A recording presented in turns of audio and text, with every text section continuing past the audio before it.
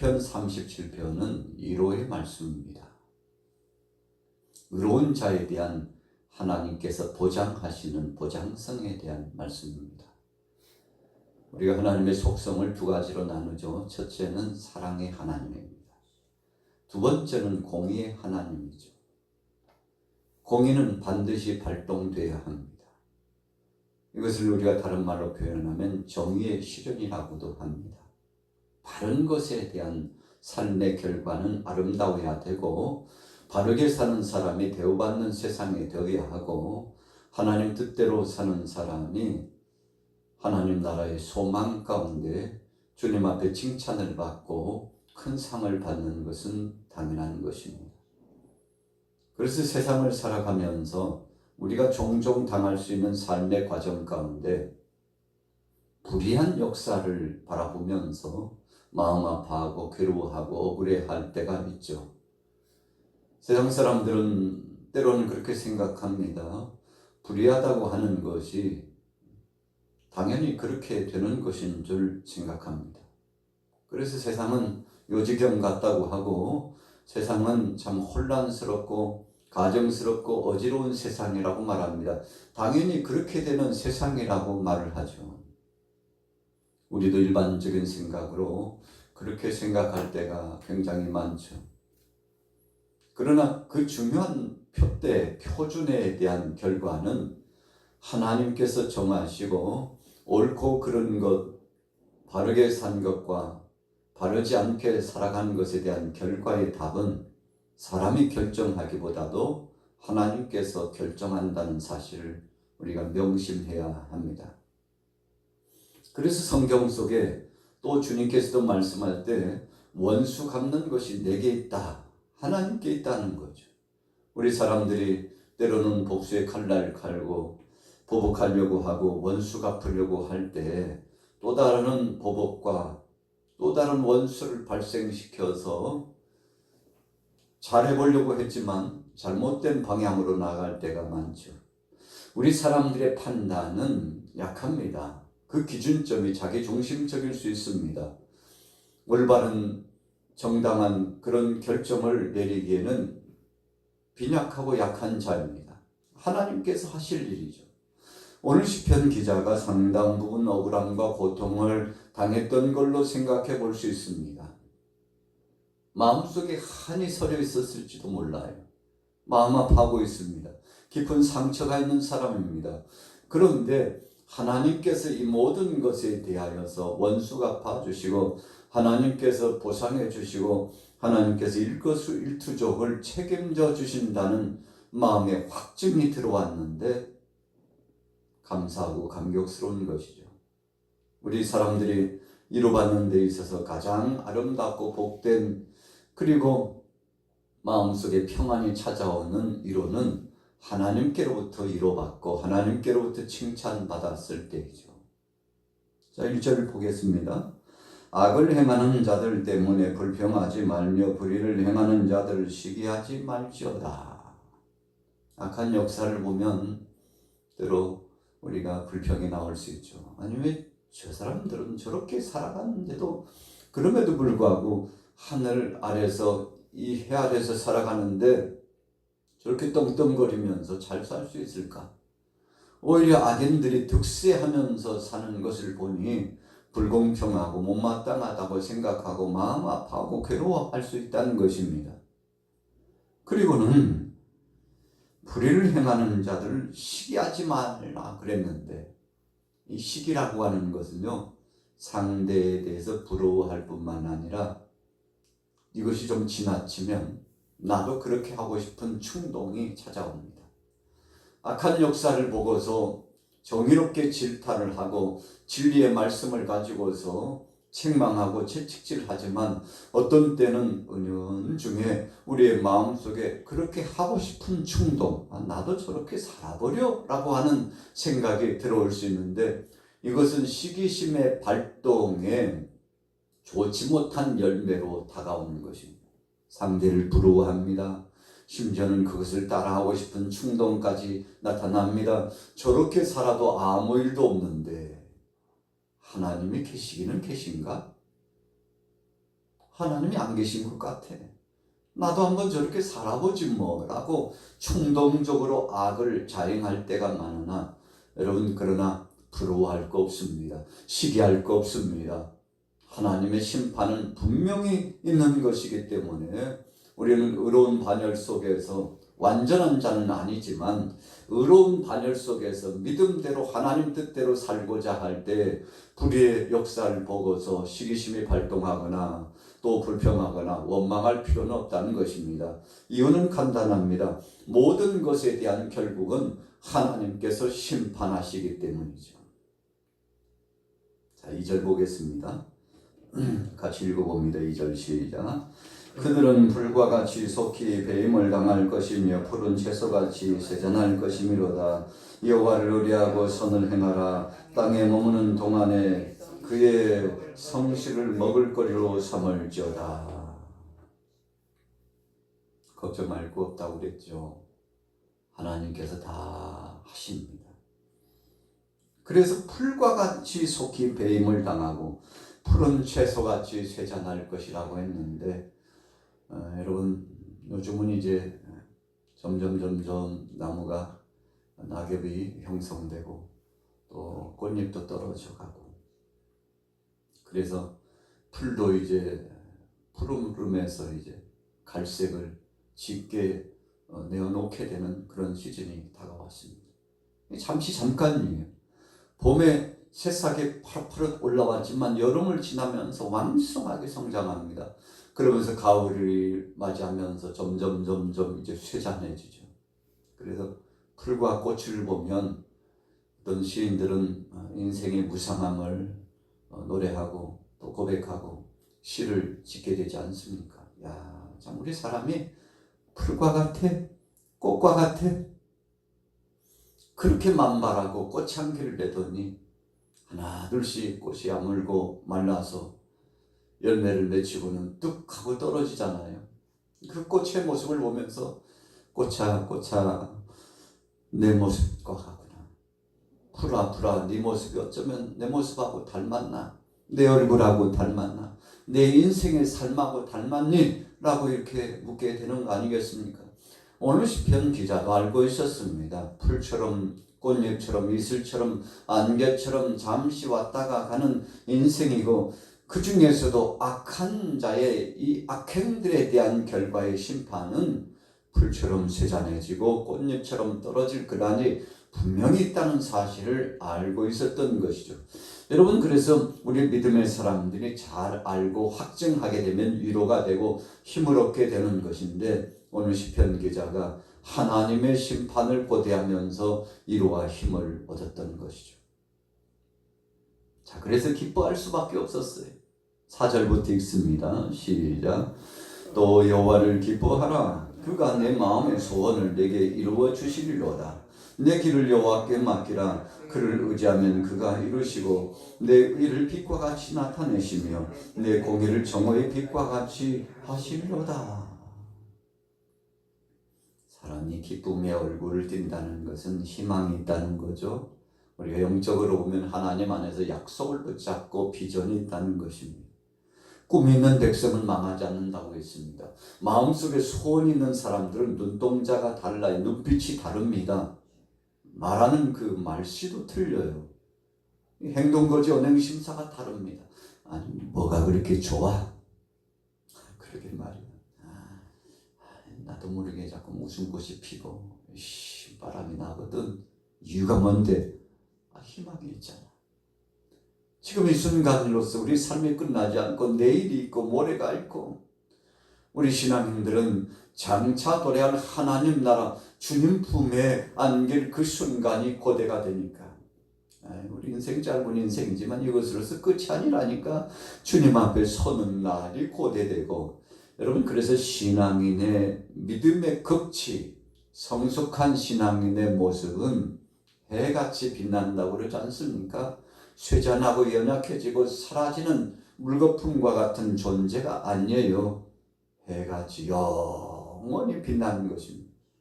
여러분, 우리가 지구가 자전하면서 밤과 낮이 형성이 되는데, 왜 또 저녁이야? 늘 햇빛이 쬐으면 대낮이었으면 좋겠다. 여러분, 그래서 변화무쌍하죠. 하루 24시간 중에 거의 절반이 낮과 밤으로서 이렇게 나누어지지 않습니까? 그런데 태양은 그 자리에 환하게 빛나 있어요. 아니, 왜 해가 저렇게 기울지? 해가 기울은 건 아니잖아요. 우리가 과학 문명이 발달하면서 나중에 알게 되었지만 지구가 돌기 때문이야, 그렇게 표현을 하지 않습니까? 그래서 우리가 야고보서의 말씀에도 하나님은 회전하는 그림자가 없다고 그랬어요. 변치 않는 하나님이라는 뜻이죠. 그래서 감사한 거예요. 여러분, 우리가 하나님의 약속을 믿고 나가면 나도 모르는 사이에 마음속에 기쁨이 충천하는데, 오늘 4절에도 여호와를 기뻐하라, 너의 소원을 이루어주기 때문이다 그랬어요. 하나님께 맡기라, 그러면 그분이 반드시 이루어 주실 것이라고 했는데 참 감사한 거죠. 오늘 우리 양마교회 사랑하는 교우들은 40여 년 동안 계속 기대감을 갖고 하나님 앞에서 복음 붙잡고 사역을 진행해 왔지 않습니까?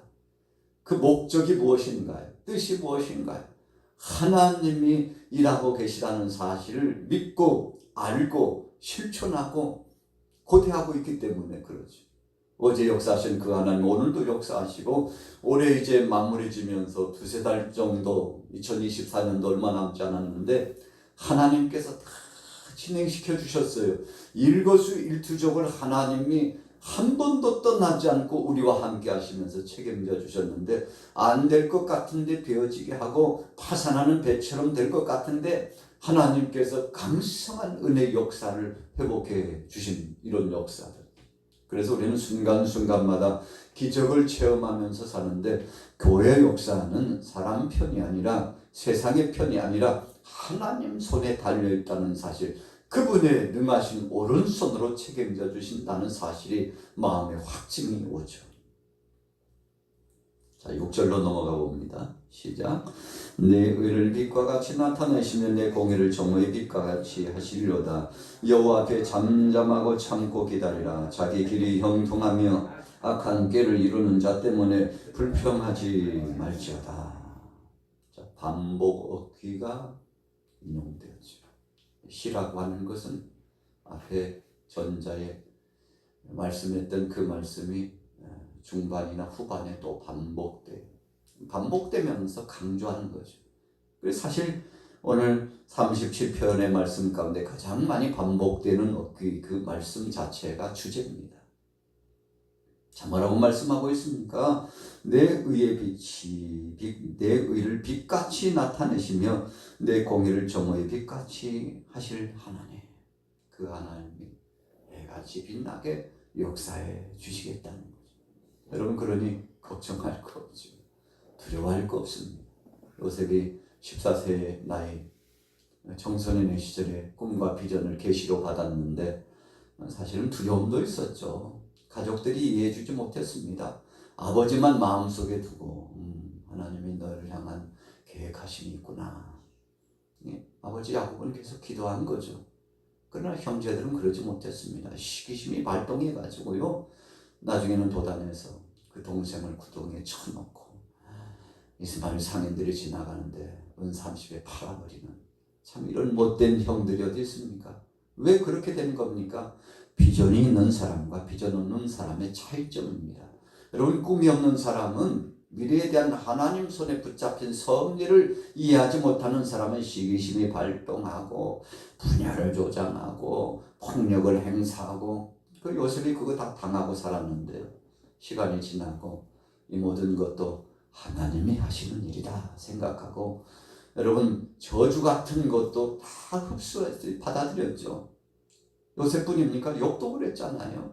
하나님이 우리에게 복을 주셨는데 여보 저주도 받아야지. 하나님 살아계신다고 우리가 믿으면, 하나님이 복 주셨다고 믿으면 이것도 하나님이 주셨다고 우리가 받아들여야죠. 다 스펀지가 흡수한 물을 흡수하는 것처럼 다 수용했어요. 아멘. 주님 뜻이 계셔서 그런 것이죠.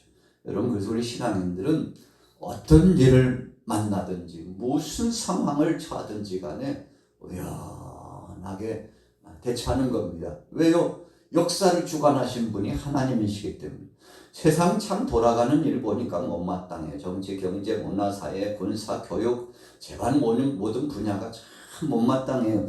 여러분, 그러나 우리가 불평하고 원망하지 말지어다 그랬잖아요. 이유가 뭡니까? 이것조차도 하나님 손안에 있다는 생각을 가지면 의연하게 대처하고 인내심을 갖고 기다릴 수 있다는 것입니다. 그래서 성경이 뭐라고 말씀했나요? 때가 이름에 거두리라. 때가 되면 반드시 거둡니다. 자, 본문 보십시오. 이제 마무리 짓습니다. 7절에 여호와 앞에 잠잠하고 참고 기다리라. 자기 길이 형통하며 악한 꾀를 이루는 자 때문에 불평하지 말지어다. 분을 그치고 노를 버리며 불평하지 말라. 오히려 악을 만들 뿐이라. 수근수근 계속 비아냥거리고 흉보고. 여러분, 다른 사람 흉보지 마세요. 그것이 부메랑처럼 자기에게 돌아옵니다. 여러분, 가장 어리석은 자가 다른 사람의 말을 입에 담아가지고 수근수근 하는 사람이에요. 여러분, 그런 삶을 살아가는 사람은 삶이 곤고합니다. 왜 그런지 압니까? 내가 100을 이야기했으면 1000이 돌아와요. 여러분, 그것이 삶의 원리입니다. 그래, 할 수만 있으면 문제 있는 사람을 만나면 그 영혼을 위해서 기도해 줄 뿐이에요. 우리 믿음의 사람들은 더 침묵을 지키면서 기도할 뿐입니다. 수근수근. 여러분, 이거 합당치 않습니다. 절대 복이 임하지 않습니다. 여러분, 마치 하늘에서 내린 비를 차단해버리는 것처럼 비는 내려져야, 대지에 내려져야 풍요로운 것이죠. 여러분, 그러나 우산처럼 차단되어 버린 뭐가요? 불평하고 원망하고 악평하고 수근거리는 것이 바로 우리의 삶을 곤고하게 합니다. 여러분, 그래서 수근수근 하는 사람은 상치고 아름답고 복되는 삶은 거의 없습니다. 그것이 바로 성경의 원리입니다. 진리의 법칙이죠. 오늘 본문에 말씀했잖아요. 불평하지 말지어다. 분을 거치고 노를 버리라고 했습니다. 불평하지 말라고 했습니다. 그렇게 하는 것은 오히려 그랬죠. 오히려라고 하는 것은 강조점이죠. 무슨 결과가 온다는 것입니까? 악을 만들 뿐이니라. 불평하고 악평하고 흉을 보고 수근거리는 그것 자체가 악이라는 것이죠. 하나님께서 그 소리를 듣고 다 기억하시겠다는 것입니다. 여러분, 얼마나 두렵고 떨리는 것입니까? 그래서 우리는 할 수만 있으면 격려하고 축복하고 그 영혼을 위해서 기도해 줘야 되는 것입니다. 이것이 신앙인의 정도의 길이에요. 여러분, 이런 신지식을 가지고 하나님 뜻대로 살면 하나님이 얼마나 기뻐하실까요? 자, 9절부터 읽어봅니다. 시작. 진실로 악을 행하는 자들은 끊어질 것이나 여호와를 소망하는 자들은 땅을 차지하리로다. 잠시 후에는 악인이 없어지리니 내가 그것을 자세히 살필지라도 없으리로다. 그러나 온유한 자들은 땅을 차지하며 풍성한 화평으로 즐거워하리로다. 참, 온유하게 산다는 것은 어떻게 보면 세상에서 바보 취급을 받는 겁니다. 등신, 바보, 천재, 별 말이 다 있죠. 여기서 다 우리가 언급할 수는 없습니다. 상대를 향하여서 계속 욕보이고요. 의롭고 그리고 온유하게 좀 손해보면서 사는 사람은 어떤 때 세상 사람들이 바보 취급하려고 합니다. 여러분, 그래서는 안 되죠. 오히려 칭찬해주고 박수를 보내주고, 참 세상에 당신 같은 사람 없다고. 이래야 세상이 밝아지는데 나도 도전을 받는다고. 여러분, 이렇게 해야 바른 거 아니겠습니까? 이런 풍토가 계속 조성되고, 그래서 하나님 뜻대로 사는 사람이 칭찬을 받고 복된 자의 삶인 것이 증거적으로 나타나야 되는 거 아니겠습니까? 오늘 11절에 분명히 말씀했어요. 그러나 온유한 자들은 땅을 차지하며. 우리가 동물의 세계에 보면 토끼나 사슴 같은 약한 것들이요, 맹수떼에게 아주 비참하게 잡혀먹혀요. 아이고, 희가 말라버리겠네. 호랑이는 동물의 세계를 득세할 것 같아요. 여러분, 지금 어떻게 됐습니까?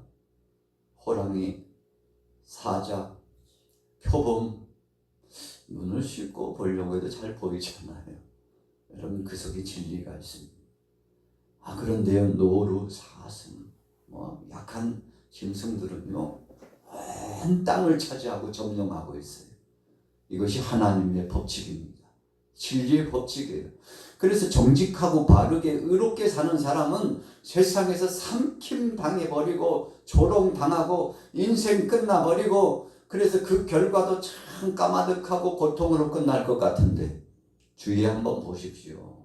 하나님이 바보 같은 사람들을 오히려 세워가지고요, 세상을, 땅을 누리고 복을 누리면서 살게 하시는 그런 삶의 법칙이 있어요. 여러분, 부를, 또 부귀와 영화를, 그래서 명예와 권세를 축적해 놓고 바르게 살고 하나님의 주신 것 가지고 선용하면 좋겠습니다만, 그것을 가지고 악용하고 온갖 죄를 범하는 사람들이 꽤 많죠.